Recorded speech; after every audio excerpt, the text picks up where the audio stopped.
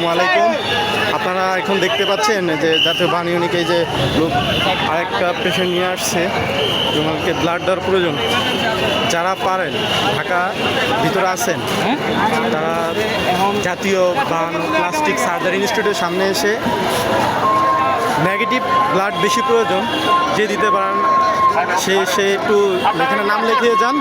এই যে সবাই এখানে নাম লিখতেছে ব্লাড দেওয়ার জন্য সবাই প্রস্তুত। আমি নিজেও ব্লাড দিচ্ছি, তো আপনারা এসে দিয়ে যেতে পারেন। যেখানে সবাই নাম লেখাচ্ছে, ইচ্ছুক সবাই দেখাচ্ছে। বিমান দুর্ঘটনায় নেগেটিভ রক্ত